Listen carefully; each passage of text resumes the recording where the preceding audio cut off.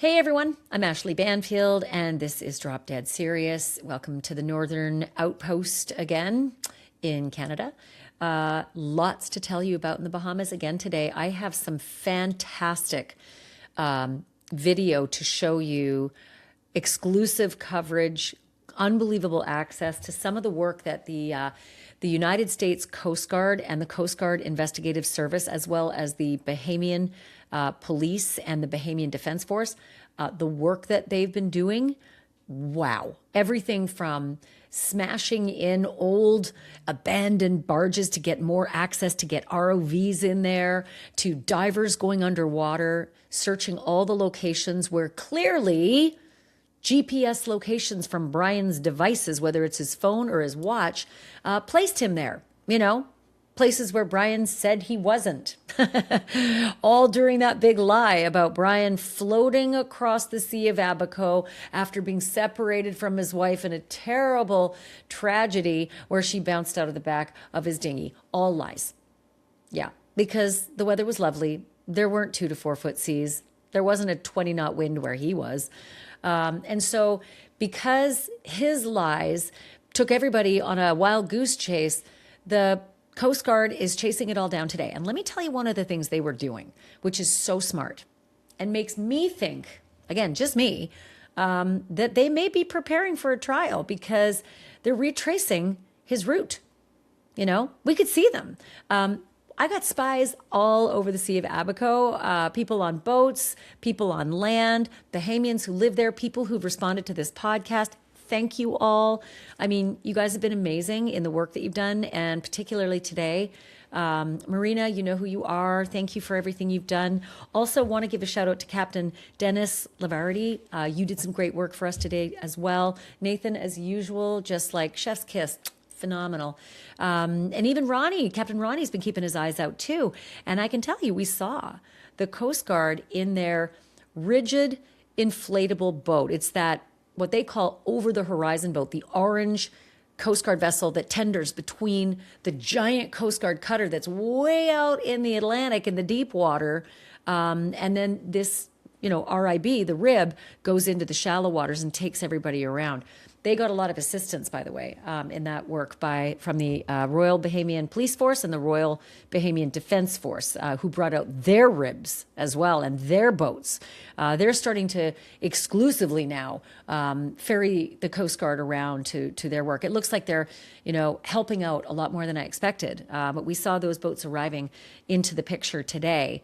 We actually saw one of them being launched yesterday, but then at the Abaco Inn, it was just like a whole meeting point of vessels. I'm going to tell you in a minute about something big that kind of happened at the Abaco Inn today. And you'll remember the Abaco Inn, kind of like ground zero for all of this, because that's where Lynette and Brian had drinks from 4:30 to 7:30. It's where the last photo was snapped of Lynette that we showed you exclusively, and also that shows her likely wearing that pink Apple Watch, which if it was seized on board Soulmate, she didn't bounce off the dinghy, because then somehow magically that watch would have made it back to Soulmate, the sailboat.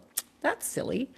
Anyway, the story I wanted to tell you is that it looked from our eyes as though the Coast Guard was sort of bombing around and either planning to or filming the route that Brian really took, because that's going to be really helpful for the investigation, but also, for a jury. Brian's not charged with anything. Brian might be, if I were a betting man, but he's not facing anything right now. And he said it would take a higher power to get him out of the Bahamas searching for his wife. Well, that higher power was an airplane within hours of saying that bullshit lie. So your higher power apparently is like WestJet or American Airlines or whatever the hell it was you flew when you dusted everybody and then ghosted your own family, your own daughter, Carly Aylesworth, who you've raised since she was 3. You just basically vanished from her life. And if you're going through all this trauma, Brian Hooker, wouldn't you want to be with your kid? And your mother-in-law, who you also ghosted? Yeah. I want to add another name to the list of people who are suffering. While all of this is going on and everybody's fascinated by developments, there are people who are really suffering. Lynette's family. There's Lynette's mom, Darlene, right? There's Lynette's daughter, Carly. And then there's Lynette's dad, Dan. Dan is added to this list of people who are waiting to find out what happened to their loved one. You know, for all of us wondering what the next development's going to be, they just want to know where she is. They want her back. And the Coast Guard is doing its level best to do that, to get Lynette back for her family, but also to put a pin in this case when it comes to Brian Hooker. Tick, tock, Brian Hooker. To that end, you may have heard some rumored reporting out there, maybe some chatter that Brian Hooker's left the country, that he's amscrayed. Not true necessarily. That's not what authorities believe. Listen, he's like suspect number one. This is a murder investigation now, right? So all the way along, they've had eyes on and they've been watching. They've had a good sense of where Brian is. But this rumor has kind of run rampant. And so, let's put that in check. As far as authorities concerned, not a concern. That's not what they are under the understanding of. If you go to yesterday's episode, you'll see my interview with Carly. This was a big day for her yesterday, huge day for Darlene as well. You know, this is when the cavalry was coming, right? The Margaret Norville, the Coast Guard cutter Margaret Norville, arrived yesterday with a crew of about 24 people that support it, and then a huge amount of other folks, like I think a dozen or so on the dive team, as well as Coast Guard investigators and agents, and the Broward County dog Maggie, with Maggie's handler Chris on loan from Broward County. Thank you, Broward County. They all arrived, and they didn't waste a minute. They traveled from Florida on that cutter and got to Sea of Abaco sometime around, I want to say around 2:33 p.m. And then, boom, didn't even throw down anchor on that big cutter. They just got that rib launched and they sent everybody on their way. Two different teams at work. Dive team that's working with sonar and an ROV, a remote operated vehicle, and then divers, actual divers, who we're going to show you underwater today, jumping in and looking. And then there's the on-land team, right? That's Maggie, the Cadaver dog from Broward County, as well as Chris, her handler, and several other of the agents. And so they were dispatched to various different locations today. As the morning began, I understand many of them were at Serenity, which is just south of the White Sound Channel. And you might remember, if you were watching my very earliest episodes in week 2, when we were in the Bahamas, Lindsay and I were on board that boat with Captain Ronnie, and he showed us that whole area near Serenity in between the White Sound Channel and Burl Ives' home, right? Burl Ives, for those of you of a certain age, you'll remember he was the big producer of all his Christmas specials like Frosty and all the rest. That Burl Ives. And also the voice of Frosty. Anyway, Serenity is in between Burl Ives' home and the White Sound Channel, and they were there today looking. And I remember when we were there and actually giving a lift back then to Coast Guard investigators, they were very interested in the mangroves in between there. So it's possible that they were looking at those mangroves again today, but this video from, 6 weeks ago is very helpful to give you an image of where they were in the vicinity of, earlier this morning. But they also plan to really comb the west side of Lubbers. They were there yesterday, and they were doing more again today, on foot with Maggie, and, lots more eyes on. And Nathan has been there multiple times for us, showing that area, showing those secluded beaches, those very isolated beaches. Great place in the dark if you don't want to be seen to hide a body. Is that what Brian Hooker did? Not saying he did. He's not charged with anything yet. But that's where they're looking. And here's why I believe they're there, because I think we all know now, his GPS put him there. The reason they came now is that they have the data now, right? The reason the search teams are going to specific locations is it's because they're following his popcorn trail. That bozo left one. Thank you. Just like Brian Koberger left one. Brian, what's with the Bryans? Anyway, Brian Hooker left a popcorn trail. And wouldn't you know it? It's not the same popcorn trail that he says he took. His bullshit story is something entirely different than his actual GPS story. So, there's your clue number one. This guy's a big fat liar and that he did something to Lynette. He didn't just float out after she bounced off. But now it's just a matter of proving it and finding Lynette. So west side of Lubbers being combed today, and the dog and the team's doing that as well. But the east side of Marsh Harbor, still a key location today. Specifically, the place we took you yesterday, it's like an abandoned harbor just north of Witch Point.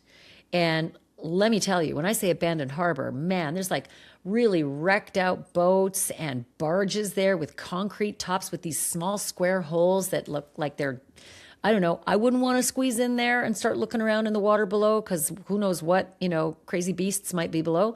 But these guys are fearless. These Coast Guard divers, they're fearless. They were assessing all of these holes and the water beneath these barges that have been, abandoned for a long time, and looking not just on the barges, but in the water around those barges. So the divers went in. We saw the ROV yesterday going underwater and searching in this whole area. By the way, they plan to cover about 5 miles of ocean. How about that? 5 miles of ocean. They are going to comb it, whether it's with eyes on divers or the ROV or sonar. It's a big task, but they're hell-bent on finding Lynette. And not just Lynette.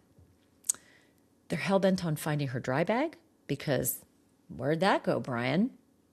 Your story about her bouncing out with the dry bag, which incidentally floats, but okay. They're hell-bent on finding that dry bag, and they're hell-bent on finding the oar. Remember his bullshit story? Oh no, I'm rowing towards her. Of course, it'd be behind you, so you wouldn't have your eyes on her. And the pin broke on the oar, and I lost the oar, so then I'm left with only one. And I don't know, as an ex-Marine, you can't manage an 8-foot dinghy with an oar. I could do it with my hands. Anyway, that oar, that has a story. We thought that oar washed up on the east side of Lubbers because some residents there found one, but that's not the oar. They're still looking for the oar. So in that boatyard, in that area south of the boatyard, so just remember, he says he landed 100 yards south of the boatyard and then scrambled in through thicket and all the rest to get help. Again, bullshit. He landed multiple times. So yeah, you don't have an engine, but you're somehow able to land on shore multiple times in different locations.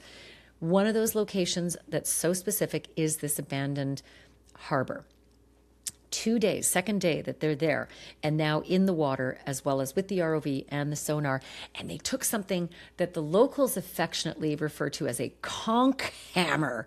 I love it. If you've ever had conch salad, or if you've ever listened to a conch shell to hear the sea, the conch hammer is something you would break that shell with, I'm imagining. But these divers were using a big old hammer to sort of bash through the hull of that barge, a hole in the hull of that barge. And my thinking is that it's either for the divers to get through or it's for the ROV to get through.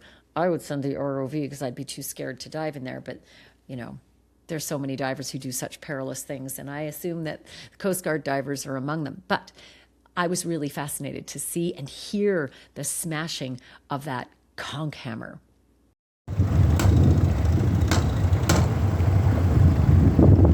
Want to draw your attention to this video as well, because they, in their searching, found 2 scuba tanks.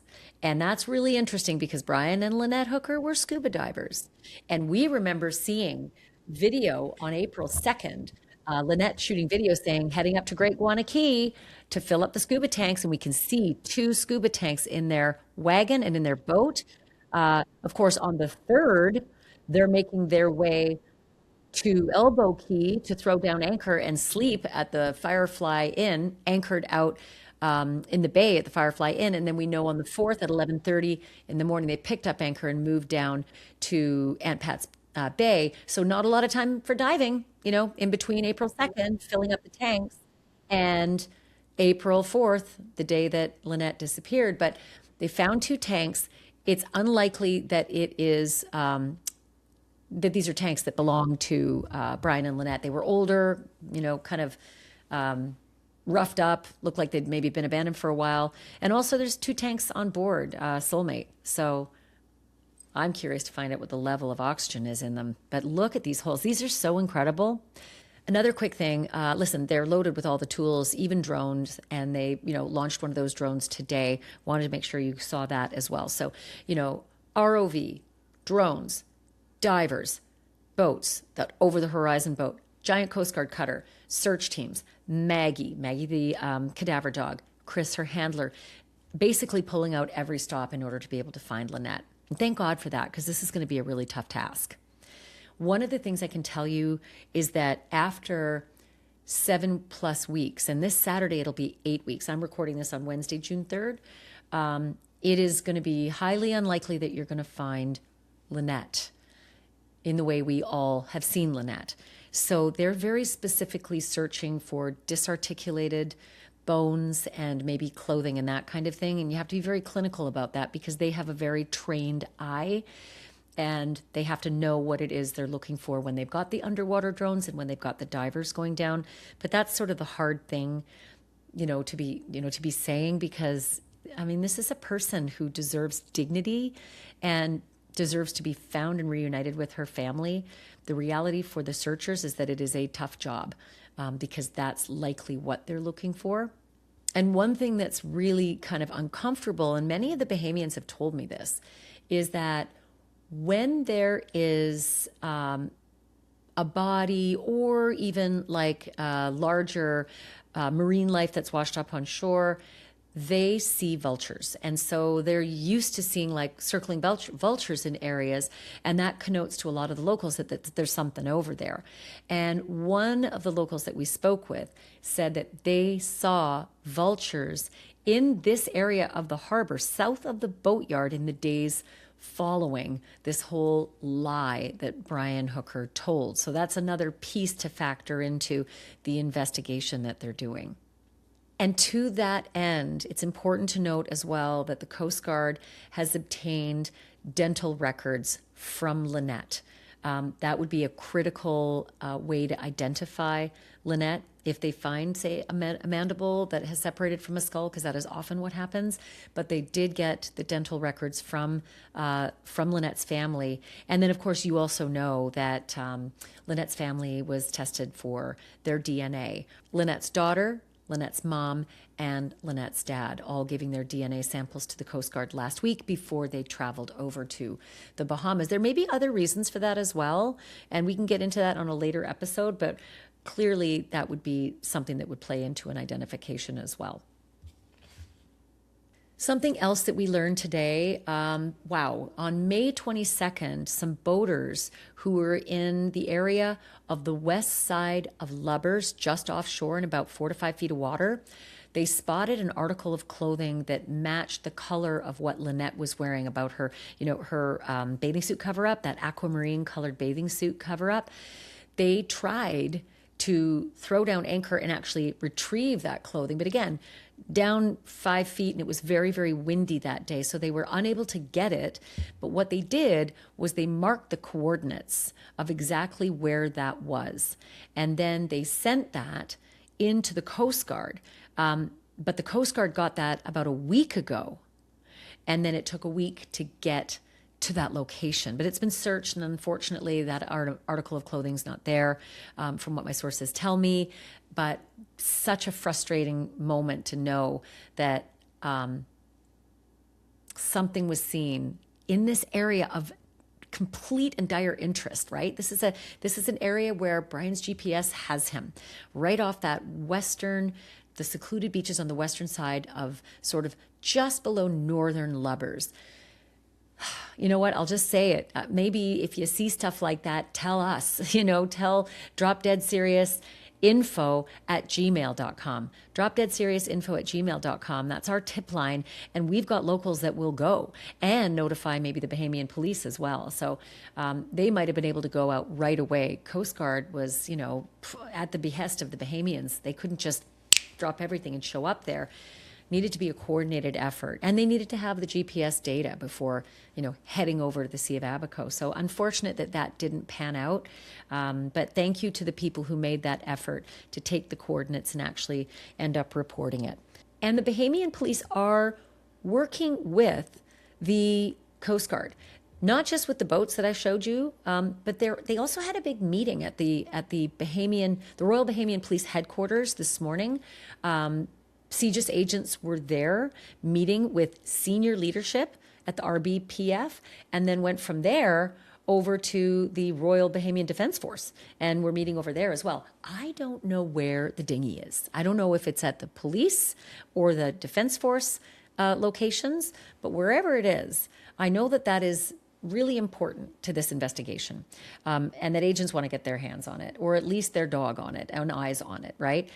And hopefully it was stored in a way that would preserve any forensic information and data and evidence. Another place that they were searching with a dive team today was around the location of where Soulmate was anchored. I didn't see that one coming, and I should have. And that's only because what if things happened on board? There was a big splash that a witness heard. Somebody on land who's only like 100 yards away, and sound carries on water, says she heard a big splash at about 9:30 at night.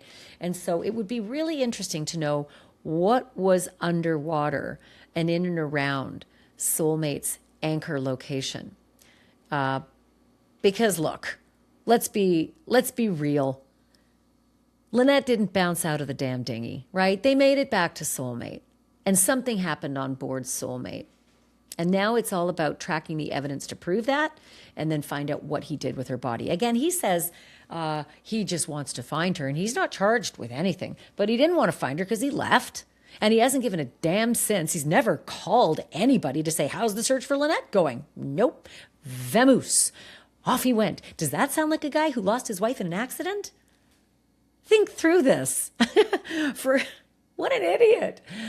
If you're trying to sell us a story, stay with it. At least keep pretending. Because as soon as you got on the U.S. soil, you just fucked off, right? You just screwed everybody in your family, and it was as though Lynette never existed and you didn't care.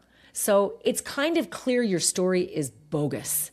Because if your story even had an ounce of truth to it, you'd be crying in your soup every day. You wouldn't have left the Bahamas. You'd have flown Carly over there and Darlene over there to say, help me search. You'd have been on the phone every day with the Bahamian authorities and the Hopetown Fire and Rescue saying, help me, help you. Let me know what I can do. Where are we at today? Where's my wife? The one that you said would take a higher power to leave?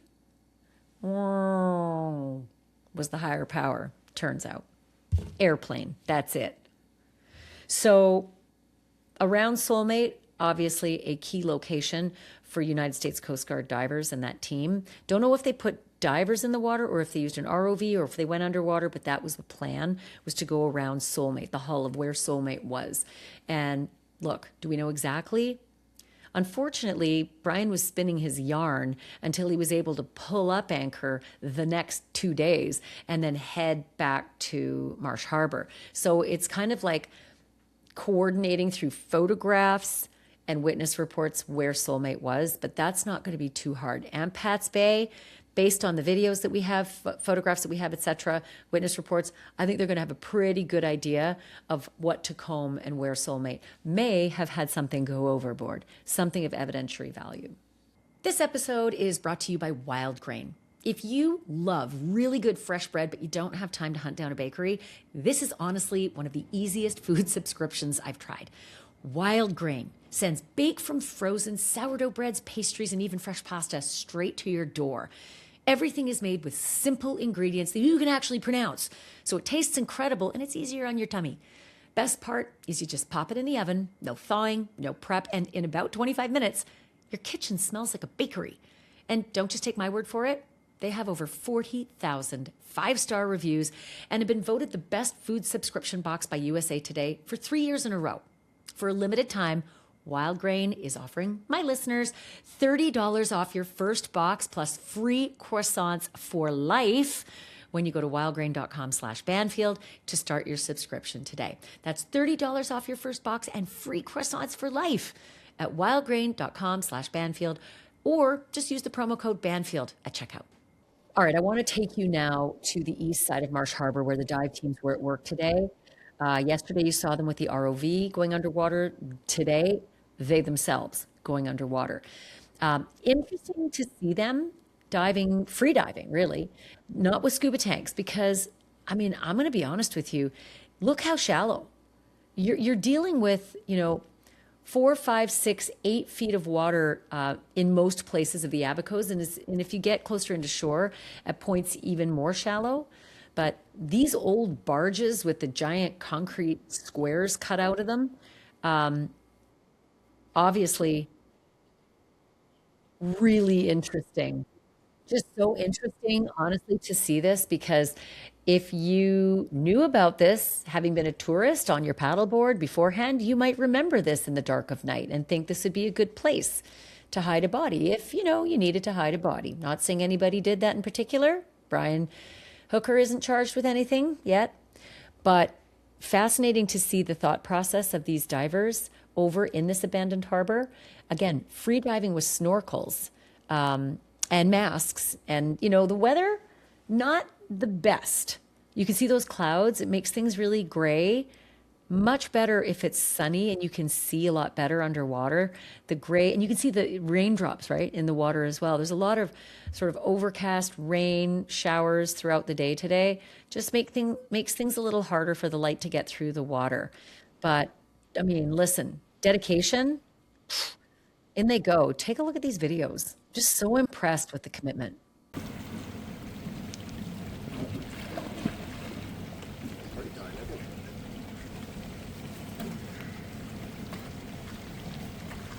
Around here? Somewhere between that sand and probably like 30, somewhere around here. In that area. Look around. Right about Minnesota.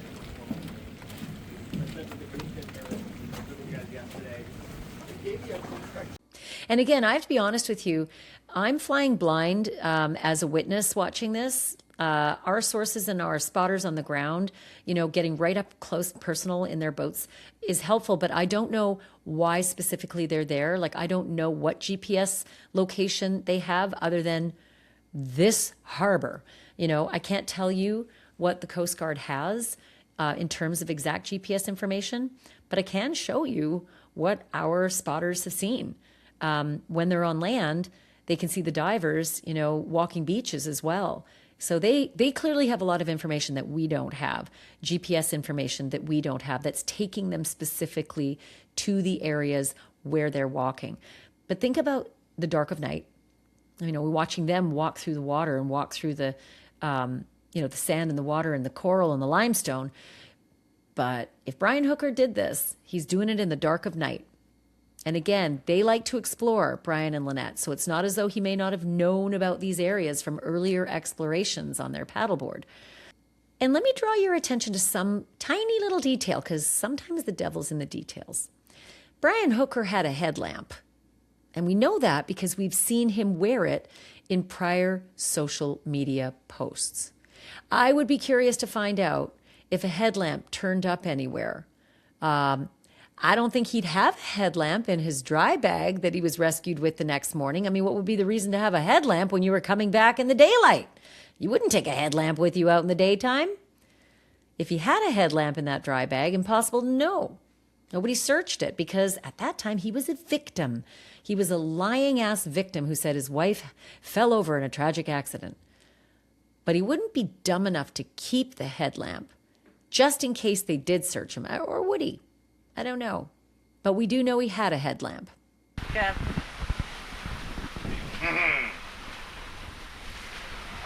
Day 2 of crossing the Gulf of Mexico. We are crossing the Gulf of Mexico. And Brian found the speaker. Do the foghorn. I will do the foghorn. By the way, I want to show you this video again because I showed you the scuba tanks before, but the star of the show was Maggie. Here's Maggie arriving, Broward County's Cadaver dog. I just adore her. She's the puppy dog that we saw when Lindsay and I were there back 7 weeks ago in the Bahamas. But she is busy with Chris, her handler, combing these beaches, just everywhere, watching for an alert of anything. I want to remind you as well that this is not easy work because this is the Bahamas and it is hot and it is wet. It's humid at the best of times, but today in particular, it's rainy. So kind of a miserable job, especially if you're dressed like this because you're dressed for, some pretty rough work. You might have to go through the mangroves or through the thicket. And so they got to dress accordingly, and it isn't for vacation. Also, just take a look at some of these areas that are so, icky and muddy. You can see one of the agents trying to walk above these sort of mucky areas. Muck may be a big part of the story, though, because if somebody's behaving badly and walking through muck, a lot of times that will show up somewhere, maybe on your clothes, maybe on your shoes.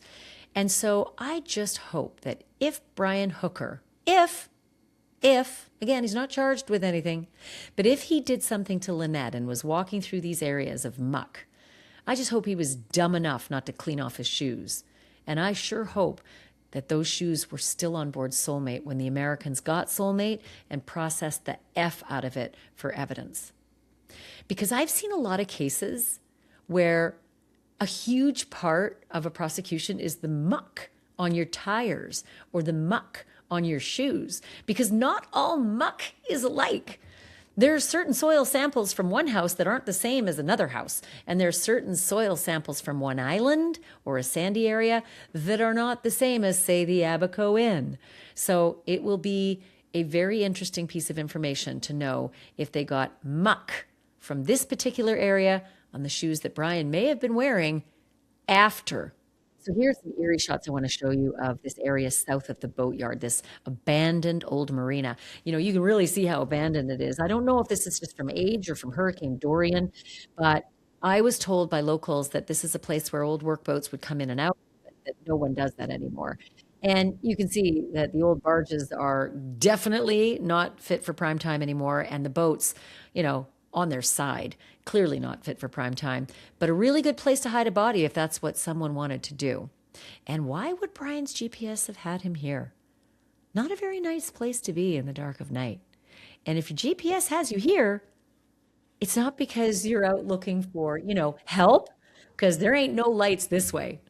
The lights were all the other way. The lights from the boatyard were all north of where Brian said he washed up. Washed up. There's no reason to be down here. Certainly not with the story he told. So if you want to just cut straight this way, yep, you're clear. It's getting hot. There's debris right there, just avoid that. And then you're straight in, you can go here. Copy. You're good. Got a rock right here. That's what I'm talking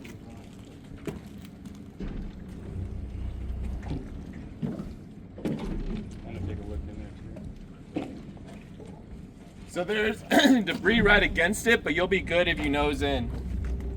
Like, it's just right up against it. There's a piling there. But you guys are good.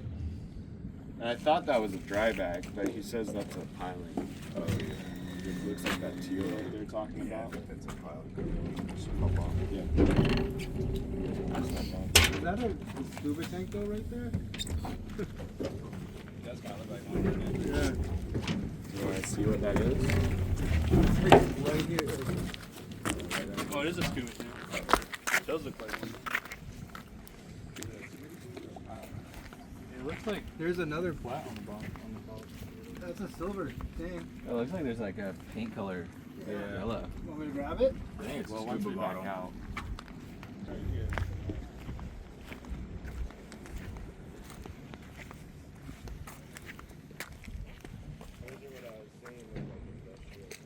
Want to show you some of the action that was in the White Sound Channel today at the Abaco Inn. I've taken you to this place before. The docks on the left are actually where Brian and Lynette Hooker's dinghy was last docked. And Lindsay and I docked over on that dock on the left as well. And you can see the roadway where that golf cart just went through. That's the roadway where Brian was walking towards, looking like he was about to cross and walk down to the docks. Now it's sort of the staging area for the Coast Guard in that orange rib, rigid inflatable boat. and then the Royal Bahamas Police Force and the Royal Bahamian Defense Force boats, as well as a couple of other vessels as well, all sort of meeting and ferrying to and from the various locations out of White Sound Channel that comes right in and ends at the Abaco Inn docks. This is where we first met with the Coast Guard agents that were dispatched to this emerging case a week into it. We met them right on this dock in this area. They were waiting for a lift, actually, from the Royal Bahamian Police Force.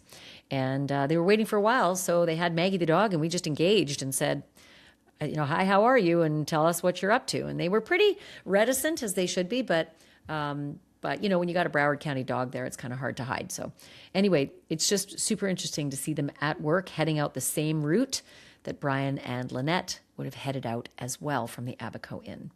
And I really want to drill down on why Abaco Inn is so critical here is because not only is it sort of a staging area, but they had a huge meeting there today. Like there were basically every representative working on this case, from the Royal Bahamian Police Force to the Royal Bahamian Defense Force, spelled with an F-E-N-C-E, by the way, and also the Coast Guard and the Coast Guard Investigative Service, all congregated at the Abaco Inn for a big meeting. We all thought, ooh, what's going on? It must be huge. I think it was just coordination on boats, captains, searching, locations, etc. But big meeting, and then they all dispersed out back into the Sea of Abaco to go to their various search locations. And one of the places that the agents went to in the afternoon today is a key location in the story, and I know you know it if you've been following this story. It's the boatyard. So the boatyard is the place that first, was the first encounter between Brian Hooker and civilization after his big, 9-hour float. The security guard at the boatyard around 3:35 in the morning said he came across this guy, who was looking for help. Now, the video has shown a very unique Brian Hooker and behavior that is just not befitting a guy who's been marooned at sea with no propulsion, floating for 9 hours after he lost his wife. None of it matched his actual demeanor, his behavior, and his body language, we're told on the video at the boatyard. No, instead, the video shows a guy skulking around, peering in behind things in the shadows, and then, very quietly saying, help, I need some help, but not yelling, not showing any fear or panic or behaving in a way anybody would who'd been through that horrifying experience, and never mentioning the wife, right? Like, what? Your first thing is my wife, and I've been marooned, and we got to get out there. Anyway, that boatyard is key and was a location where agents went today. I'm trying to figure out evidentiary reasons other than just maybe following the tracks, right? Following the tracks of Brian Hooker. And at some point he ended up there. So maybe this was the end of maybe following the tracks of Brian Hooker's route. But once again, boatyard in the story today. So the Coast Guard cutter, Margaret Norvell, I told you yesterday that it arrived from Florida, from Miami, and for whatever reason, the captain of the vessel decided to bring everybody in north of Man-o-War Key. That's way north of Elbow Key. And then, they used the over-the-horizon rib, the rigid inflatable boat, to ferry everybody into the Sea of Abaco and the places of interest. And then, later in the day, the Coast Guard cutter Margaret Norvell came south and ended up actually positioning off of Onda Beach, man. Onda Beach is the name of a resort, sort of a restaurant resort area, west side of Elbow Key, not far from the Abaco Inn, actually. And the view that you would get from there is the same view that Brian was staring at in the last photo that we saw of Lynette. He's sort of got his arms crossed, and he's the way witnesses described him was that he was pouting and staring out at sea. That would be the location where he's staring. He'd be staring at the Coast Guard cutter Margaret Norvell if he was in that position today. Ironic, since the whole reason the Coast Guard cutter's there is because of Brian Hooker's lies. So there you have it. Super busy day for the Coast Guard investigators in the Bahamas and the Royal Bahamian Defense Force and the Royal Bahamian Police Force. And I'm really glad that they're, jumping in and working hand in hand with the Coast Guard. I'm just crossing my fingers, praying to whatever God may be out there, and I don't know who your God is, but let's all pray together that they find Lynette, right? I'm just going to go on record. Even if they don't, it doesn't mean Brian Hooker's in the clear. It doesn't. Plenty of convictions have happened without a body. And Brian's stories and his lies are so vast, I can see a jury hating him. And you know what? Reasonable doubt? This guy is so far from reasonable.